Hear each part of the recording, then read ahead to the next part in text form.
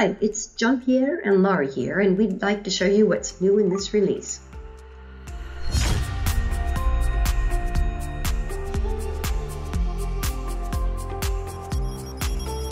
As with previous versions, this release is compatible with earlier releases and can be installed on top of an existing Transfer CFT. Some of the most important fixes in this release.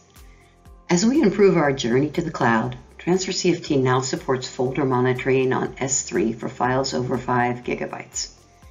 On ZOS systems, you can use CFTUtil to retrieve the value of an exported JCL symbol.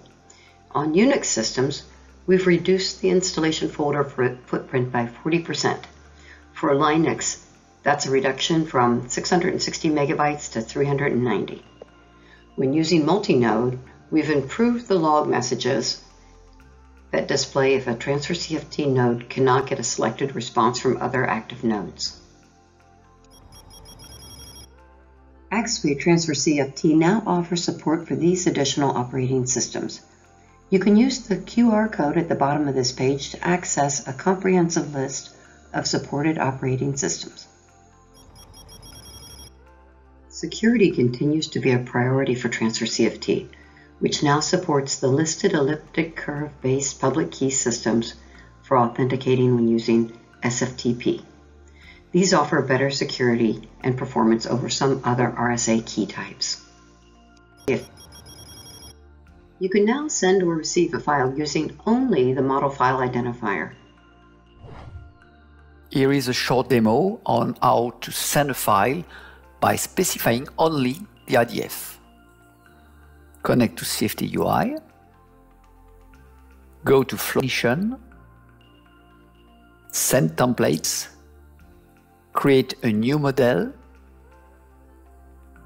name Fatura, select a file, and choose a partner,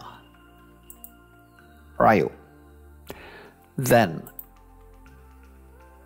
go to Operations, New Transfers, Send File, and just select your template model. Click on Send, and you can see that transfer has been executed to Rio partner.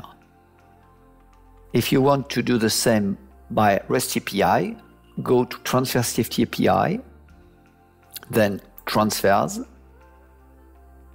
Post outgoing transfers, try it out, select IDF, and in fname here, just set the file name, execute,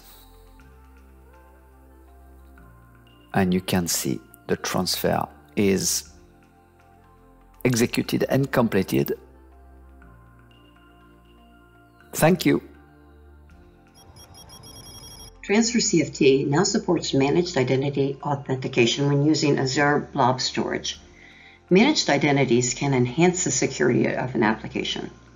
So now, for example, on Azure Blob storage, you can authenticate users for file reading and writing without setting credentials in the Transfer CFT configuration. Check this space soon for a how-to video providing detailed step instructions for setting up blob storage managed identity authentication. We appreciate that everyone is busy, so thank you for taking the time to watch. For more information and resources, check out the description below, and don't forget to like and subscribe.